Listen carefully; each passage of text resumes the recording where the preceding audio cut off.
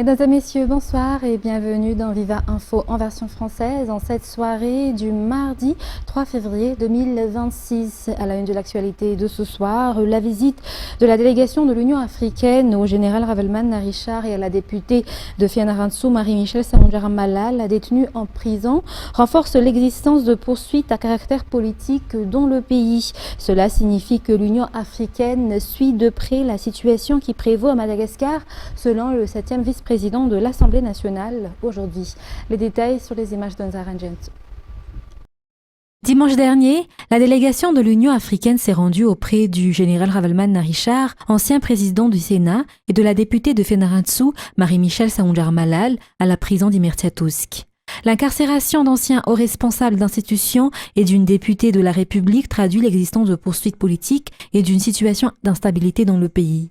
C'est pourquoi l'Union africaine suit de près l'évolution de la situation et ne laisse pas seuls les acteurs politiques concernés, mais choisit de les écouter directement, selon la déclaration du 7e vice-président de l'Assemblée nationale aujourd'hui.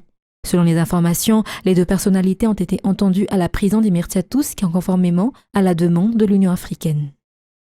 Restant toujours au niveau de l'Assemblée nationale, aucune nouveauté n'a encore été apportée par le régime actuel dans le pays. Il se contente de poursuivre les travaux et les efforts réalisés par le régime Andradzuil, n'a déclaré aujourd'hui le 7e vice-président de l'Assemblée nationale en réaction aux inaugurations d'infrastructures menées par les autorités actuelles. Par ailleurs, l'opposition souligne que les recommandations de la SADC doivent être également mises en œuvre afin de définir clairement la ligne politique et l'orientation du pays en vue de l'instauration d'une transition harmonieuse, apaisée et conforme à la loi. Reportage toujours sur les images d'Onzar Argent.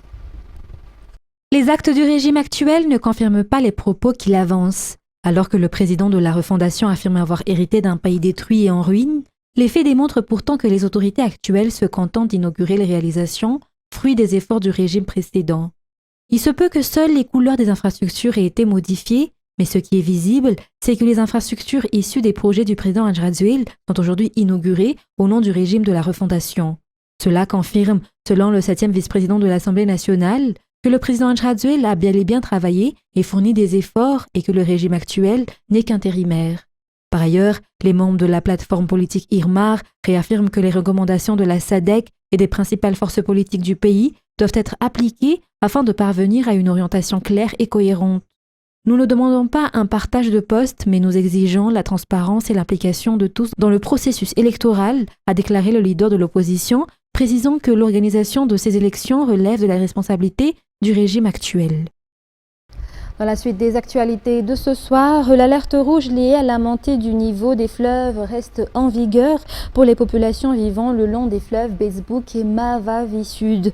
Selon les informations communiquées aujourd'hui à la mi-journée par le service de la météorologie, cette alerte demeure valable jusqu'à demain, mercredi. Les détails avec Findessena Miré.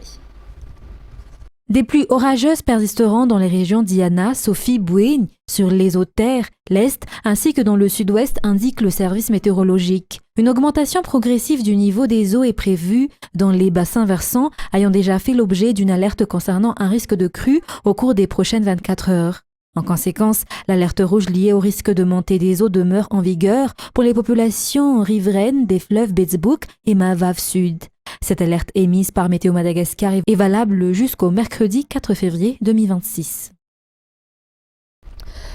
Le bilan provisoire fait état de 9 personnes décédées et 7 blessées à la suite du passage du cyclone Fiti à Madagascar. Selon le rapport provisoire du BNGRC publié ce matin, plus de 63 000 personnes ont été affectées. Reportage de Findessena Miré. Le passage du cyclone Fiti a touché 30 districts et 9 régions à Madagascar. 9 personnes ont perdu la vie, dont un à Antananarive 2, un à Badbouin, 4 à Soualal, 3 personnes à Ndzourzourbé. Une personne est portée disparue, emportée par les eaux à Mahama, commune d'Ambalakide, dans le district de Madzinga 2. 7 personnes ont été blessées. Selon toujours le rapport provisoire du BNGRC, 63 930 personnes sont sinistrées, réparties dans 14 962 ménages. 23 712 personnes ont été déplacées, issues de 6 151 ménages. Concernant les dégâts aux infrastructures, 11 532 habitations ont été inondées et 1 406 maisons endommagées, ainsi que 1 804 habitations totalement détruites. Concernant les statistiques de l'évolution de l'épidémie de Mpox à Madagascar, 6 cas suspects ont été recensés et un nouveau cas confirmé a été enregistré au 1er février 2026 selon le rapport publié hier 2 février par le ministère de la Santé publique. D'après le même rapport, ce nouveau cas confirmé a été détecté à Ambossar-Estime. Par ailleurs, cette personne a été déclarée guérie au cours de la journée du 1er février. Le taux cumulé des personnes confirmées porteuses du virus Mpox s'élève à 50,32% à cette même date. Dans le reste des informations locales, 75% des étudiants malagasy poursuivant leurs études à l'étranger se trouvent en France. Celle-ci demeure ainsi la destination privilégiée des étudiants malagasy désireux de continuer leurs études hors du pays. En 2025, 1677 étudiants malagasy ont obtenu une autorisation pour poursuivre leurs études en France. Reportage signé Fangesina Mirey, Inzara Njensu. Madagascar est le deuxième pays au monde à choisir la France comme destination prioritaire pour l'enseignement supérieur. On recense actuellement environ 6364 étudiants malagasy en France, un chiffre en constante augmentation. Selon les statistiques, 75% des étudiants malagasy à l'étranger étudient en France. L'année dernière, 1677 étudiants malagasy ont obtenu une autorisation pour poursuivre leurs études en France. Parmi eux, 73% sont inscrits à l'université, 9% dans les écoles de commerce, 4% dans les écoles d'ingénieurs et 14% dans d'autres établissements. Cette année, plus de 163 bourses d'études ont été octroyées par l'ambassade de France. Par ailleurs, le samedi 7 février, de 8h à 17h, se tiendra le Salon des études en France, Cap Océan Indien, à l'Institut français de Madagascar. Dans les actualités internationales de ce soir, la Russie a repris dans la nuit du lundi à mardi ses attaques sur Kiev, faisant 2 blessés selon les autorités après un arrêt de quelques jours des frappes sur la capitale ukrainienne obtenues par Donald Trump. France 24. Dans le ciel ukrainien, de nouveaux projectiles russes. Peu après minuit, 450 drones et 70 missiles se sont abattus à travers le pays, selon les autorités, notamment sur la capitale, Kiev. Des immeubles d'habitation et des infrastructures énergétiques ont été touchés, au moment où les températures avoisinent les moins 20 degrés. Poutine a attendu que les températures baissent et a accumulé des drones et des missiles pour poursuivre ses attaques génocidaires contre le peuple ukrainien. Nous avons affaire à des terroristes qu'il faut contraindre à cesser leur violence. Ces attaques interviennent après une brève accalmie, pendant laquelle la Russie s'était engagée à ne pas frapper Kiev et les infrastructures ukrainiennes. Selon l'Institut pour l'étude de la guerre, la Russie continue aussi de grignoter du terrain et a capturé au mois de janvier près de 2 fois plus de territoire que le mois précédent. Des avancées qui placent la Russie en position de force, alors que se tiennent mercredi et jeudi à Abu Dhabi les seconds pourparlers directs entre Kiev, Moscou et Washington autour de l'émissaire de Donald Trump, Steve Witkoff. Visés par une procédure d'entrave au Congrès, Bill et Hillary Clinton ont finalement accepté lundi de témoigner devant une commission parlementaire sur les liens passés entre l'ancien président américain démocrate et le criminel sexuel Jeffrey Epstein. Les détails avec France 24. Jusque-là, ils avaient toujours refusé de se présenter devant la commission d'enquête parlementaire sur l'affaire Epstein. Bill et Hillary Clinton acceptent finalement d'être auditionnés. Annonce faite par le porte-parole de l'ancien président des États-Unis. L'ancien président et l'ancienne secrétaire d'État seront là. Ils ont hâte de créer un précédent qui s'applique pour tout le monde. Leur refus de se rendre aux précédentes convocations avait valu au couple d'être visé par une procédure d'entrave au Congrès et menacé de poursuites pouvant mener à des peines de 12 mois de prison. Bill et Hillary Clinton dénoncent une procédure aux pures motivations politiques. Le comité est composé d'une majorité de républicains, mais aussi de démocrates, qui doivent étudier la gestion de l'affaire Epstein par l'État. Parmi les millions de documents rendus publics par le ministère de la Justice, de nombreuses photos où Bill Clinton apparaît aux côtés de Jeffrey Epstein ou de jeunes femmes au visage dissimulé. L'ancien président a aussi voyagé à plusieurs reprises à bord de l'avion du New-Yorkais, mais a toujours démenti avoir eu connaissance de ces crimes et affirmé en 2019 ne pas lui avoir parlé depuis plus d'une décennie. Le 1er janvier 2026, la Bulgarie est entrée dans la zone euro. Elle est devenue le 21e pays à utiliser l'euro comme monnaie officielle après avoir rempli les critères de Maastricht. À la suite d'un mois de transition, le samedi 31 janvier a marqué le dernier jour d'utilisation du leu, la monnaie du pays, depuis 1881. Reportage de France 24. Janvier 2026. Un mois historique pour les 6,4 millions de Bulgares.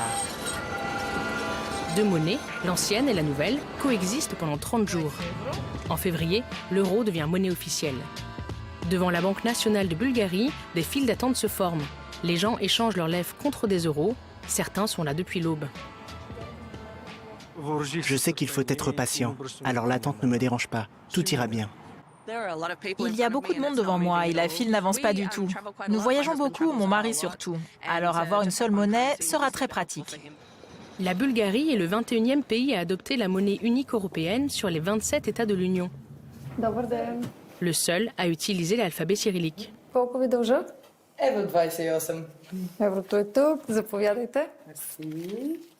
Pour Maria Gabriel, ancienne vice-première ministre de Bulgarie et commissaire européenne, la nouvelle pièce en euros est la preuve que la fierté nationale et les valeurs européennes peuvent prospérer ensemble. Aujourd'hui, les symboles de l'histoire bulgare sont sur la monnaie des nouveaux euros, vont voyager à travers toute l'Europe. C'est un moyen pour la Bulgarie de faire connaître sa culture et son histoire. L'entrée dans l'eurozone pour la Bulgarie, cela signifie d'abord une reconnaissance pour les efforts du pays, une reconnaissance pour la Bulgarie qui est au cœur de l'Europe par les décisions qui vont être prises pour des politiques auxquelles elle n'a pas participé jusqu'ici au sens aussi actif. Une bonne nouvelle aussi pour le secteur du tourisme qui représente 8% du PIB bulgare en 2025. La plupart de nos clients sont étrangers. L'entrée dans la zone euro va sûrement beaucoup nous aider. Ça va simplifier les choses. Nos clients veulent souvent payer en euros et maintenant, ils peuvent le faire. L'adhésion à la zone euro a été un long parcours, mais la Bulgarie est parvenue à remplir les 4 critères de convergence exigés. La stabilité du taux de change était déjà actée, le leu étant arrimé à l'euro depuis 1999. Le pays est dans les clous pour son déficit budgétaire, 3% du PIB en 2024, et sa dette très basse, 24% du PIB. Les taux d'intérêt à long terme ont été contenus, 4% sous le seuil de référence. En revanche, contrôler l'inflation a été la tâche la plus ardue selon cet économiste. Elle est considérée comme maîtrisée à 2,7% en moyenne en 2025. À la suite des événements de 2022-2023, la guerre, les prix du pétrole, la hausse des prix de la main-d'œuvre et d'autres problèmes liés, la Bulgarie a connu une inflation très élevée, jusqu'à 17-18% sur certains mois en glissement annuel. Nous n'étions sur la bonne voie pour respecter ce critère qu'au début de l'année 2024. La Bulgarie reste cependant le pays le plus pauvre de l'Union européenne. En 2024, 22% des Bulgares vivaient sous le seuil de pauvreté, avec environ 390 € par mois. Beaucoup, dans les petites villes et les régions défavorisées, sont très attentifs au prix des produits de base. Trenda Filka est retraitée, elle touche une pension mensuelle de 327 €. Les poireaux ont l'air bien, on va rentrer pour voir les prix. 2 ou 3 mois avant l'entrée dans la zone euro, certains prix ont augmenté. Avec ma pension, c'est très dur. Mais je m'en sors grâce à la retraite de mon mari et avec l'aide de mes enfants.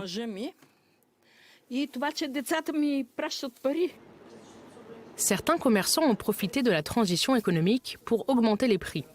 Ce n'est pas le cas de Denitsa, gérante de cette épicerie. Mais elle doit faire face à de nombreux problèmes pratiques. En ce moment, tous les magasins, pas seulement le mien, sont devenus des bureaux de change gratuits. Ce ne sera plus le cas à partir de février, quand on ne pourra plus échanger des levas qu'à la Banque nationale, dans les banques et certains bureaux de poste. Mais des mythes sur la zone euro persistent, amplifiés par des médias sociaux biaisés. Je l'ai vu de mes propres yeux. Les prix ont augmenté de 30% en France, en Allemagne et en Espagne quand ils sont entrés dans la zone euro. C'est ce qui va arriver en Bulgarie aussi. Mais beaucoup de gens sont manipulés parce qu'ils écoutent la télé. Pour moi, ça annonce rien de bon. Une perception pourtant bien éloignée de la réalité. Après l'entrée de ces pays dans la zone euro, l'inflation y était comprise entre 1 et 3% selon les données officielles. La Commission européenne s'engage à stabiliser l'inflation autour de 2% en Bulgarie, la moyenne européenne. La Bulgarie est au cœur de l'Union européenne. L'an dernier, nous avons rejoint l'espace Schengen et maintenant, c'est la zone euro. C'est un signal très fort que la Bulgarie envoie à l'Union européenne, car l'euro est une monnaie avec une forte attractivité, stable et puissante. À chaque nouvelle adhésion à l'eurozone, la force de l'euro augmente. La plupart des entrepreneurs accueillent favorablement ce changement. Selon la Banque centrale européenne, les petites et moyennes entreprises pourraient économiser environ 500 millions d'euros en frais de change. C'est le cas de Valentin Strekalowski, à la tête d'une usine de production de barres protéinées de 150 personnes. Il exporte 95% de sa production. La zone euro va nous offrir une formidable opportunité de nous développer encore et nous permettra d'économiser sur les frais bancaires et les taux de change puisque nous aurons la même monnaie. Cette transition ne fait pas l'unanimité. Début 2025, 49% des Bulgares étaient opposés à l'euro selon un sondage Eurobaromètre. L'ancien président Roumen Radev, perçu comme pro-russe, démissionnaire en 2026, estimait qu'un référendum sur l'euro aurait dû être organisé. C'est aussi un cheval de bataille pour le parti d'extrême droite bulgare Renaissance, en hausse dans les sondages. La Bulgarie avait assez de signatures pour organiser un référendum et décider ou non de l'entrée dans la zone euro, mais ça a été bloqué par nos dirigeants qui sont les marionnettes des bureaucrates de Bruxelles. Quand nous accéderons au pouvoir, nous ferons tout pour que la Bulgarie quitte la zone euro. En 2025, les réseaux sociaux pro-russes ont diffusé des campagnes de désinformation anti-zone euro. Les partis populistes et anti-OTAN espèrent tirer profit de ces campagnes pour des gains politiques, alors que des élections, les 8e en 5 ans, approchent. La coalition au pouvoir a démissionné mi-décembre, sous la pression de manifestations massives contre le budget et la corruption dans le pays. Jusqu'à 150 000 personnes sont descendues dans les rues. Laura Georgieva est avocate pour une fondation qui enquête et dénonce la corruption. La corruption est endémique chez nous. L'éducation est dans un état déplorable, tout comme le système de santé. Bien sûr, ils en sont victimes. Dans le gouvernement intérimaire actuel, le vice-ministre de l'économie estime que la zone euro pourrait aider à résoudre certains de ces problèmes. Ces derniers mois, avant l'entrée dans la zone euro, beaucoup de gens ont apporté de grandes quantités de liquidités et ils ont dû prouver l'origine de cet argent pour le convertir en euros. La Bulgarie a envoyé son représentant siéger au Conseil des gouverneurs de la Banque centrale européenne. Elle devient codécisionnaire pour l'avenir de la zone euro. La politique monétaire bulgare sera soumise à un contrôle plus strict de la BCE, renforçant ainsi la régulation financière. Les Bulgares sont donc en droit d'espérer une plus grande transparence économique dans le futur.